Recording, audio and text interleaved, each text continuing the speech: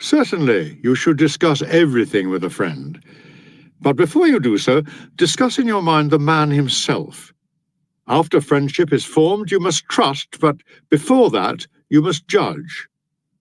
Those people who, contrary to Theophrastus' advice, judge a man after they have made him their friend, instead of the other way round, certainly put the cart before the horse. Think for a long time whether or not you should admit a given person to your friendship.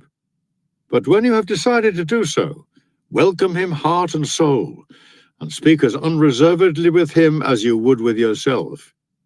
You should, I need hardly say, live in such a way that there is nothing which you could not as easily tell your enemy as keep to yourself.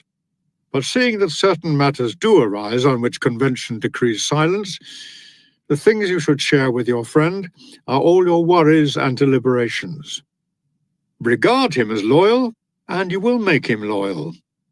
Some men's fear of being deceived has taught people to deceive them. By their suspiciousness, they give them the right to do the wrong thing by them. Why should I keep back anything when I'm with a friend? Why shouldn't I imagine I'm alone when I'm in his company? There are certain people who tell any person they meet things that should only be confided to friends, unburdening themselves of whatever is on their minds into any ear they please. Others again are shy of confiding in their closest friends, and would not even let themselves, if they could help it, into the secrets they keep hidden deep down inside themselves. We should do neither. Trusting everyone is as much a fault as trusting no one, though I should call the first the worthier and the second the safer behavior. Similarly, people who never relax and people who are invariably in a relaxed state merit your disapproval, the former as much as the latter. For a delight in bustling about is not industry, it is only the restless energy of a hunted mind.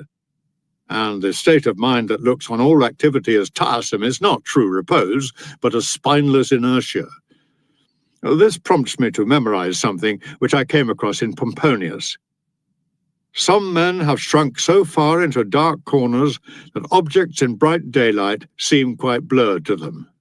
A balanced combination of the two attitudes is what we want. The active man should be able to take things easily, while the man who is inclined towards repose should be capable of action. Ask nature. She will tell you that she made both day and night.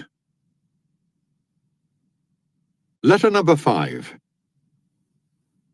I view with pleasure and approval the way you keep on at your studies and sacrifice everything to your single-minded efforts to make yourself every day a better man. I do not merely urge you to persevere in this, I actually implore you to. Let me give you, though, this one piece of advice. Refrain from following the example of those whose craving is for attention, not their own improvement, by doing certain things which are calculated to give rise to comment on your appearance or way of living generally. Avoid shabby attire, long hair, an unkempt beard, an unspoken dislike of silverware, sleeping on the ground, and all other misguided means of self-advertisement. The very name of philosophy, however modest the manner in which it is pursued, is unpopular enough as it is. Imagine what the reaction would be if we started dissociating ourselves from the conventions of society. Inwardly, everything should be different, but our outward face should conform with the crowd. Our clothes should not be gaudy, yet they should not be dowdy either. We should not keep silver plate with inlays of solid gold, but at the same time, we should not imagine that doing without gold and silver is proof that we are leading the simple life. Let our aim be a way of life not diametrically opposed to, but better than that of the mob. Otherwise, we shall repel and alienate the very people whose reform we desire. We shall make them, moreover, reluctant to imitate us in anything, for fear that they may have to imitate us in everything. The first thing philosophy promises us is the feeling of fellowship, of belonging to mankind and being members of a community. Being different will mean the abandoning of that manifesto. We must watch that the means by which we hope to gain admiration do not earn ridicule and hostility. Our motto, as everyone knows, is to live in conformity with nature. It is quite contrary to nature to torture one's body, to reject simple standards of cleanliness and make a point of being dirty, to adopt a diet that is not just plain but hideous and revolting. In the same way as craving for dainties is a token of extravagant living, avoidance of familiar and inexpensive dishes betokens insanity. Philosophy calls for simple living, not for doing penance, and the simple way of life need not be a crude one. The standard which I accept is this: one's life should be a compromise between the ideal and the popular morality. People should admire our way of life, but they should at the same time find it understandable. Does that mean we are to act just like other people? Is there to be no distinction between us and them? Well, most certainly there is. Any close observer should be aware that we are different from the mob. Anyone entering our home should admire us rather than our furnishings. It is a great man that can treat his earthenware as if it was silver, and a man who treats his silver as if it were earthenware is no less great. Finding wealth an intolerable burden is the mark of an unstable mind. But let me share with you, as usual, the day's small find, which today is something that I noticed in the Stoic writer Hecato. Limiting one's desires actually helps to cure one of fear.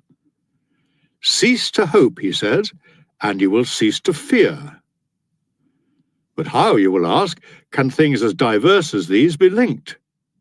Well, the fact is, Lucilius, that they are bound up with one another, unconnected as they may seem. Widely different though they are, the two of them march in unison like a prisoner and the escort he is handcuffed to.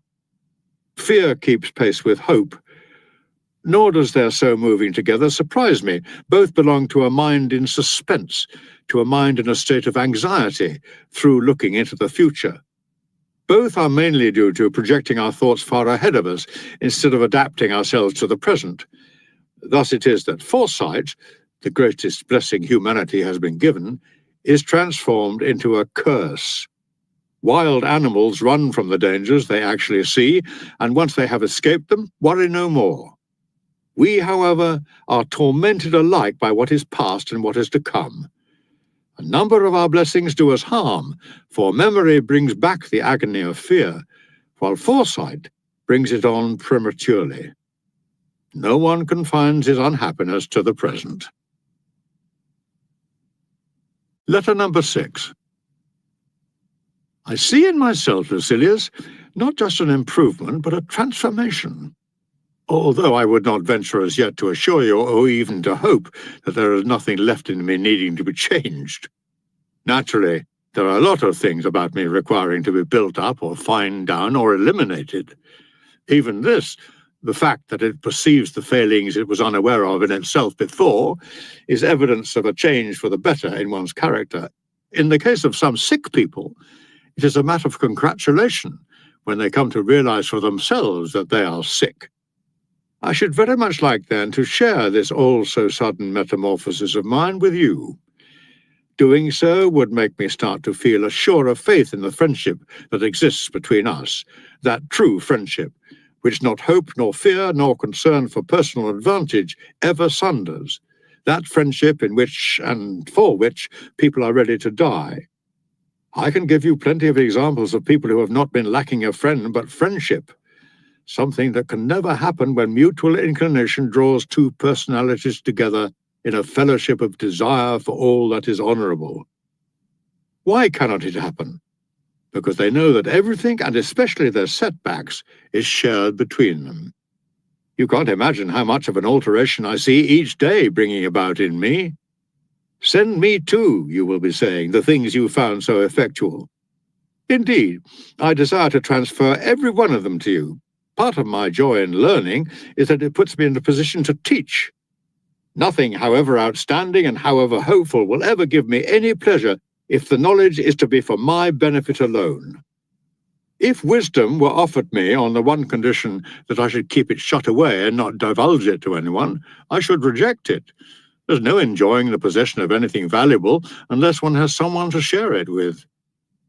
I shall send you, accordingly, the actual books themselves, and to save you a lot of trouble hunting all over the place for passages likely to be of use to you, I shall mark the passages so that you can turn straight away to the words I approve and admire.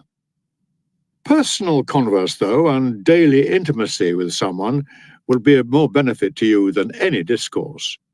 You should really be here and on the spot. Firstly, because people believe their eyes rather more than their ears, and secondly, because the road is a long one if one proceeds by way of precepts but short and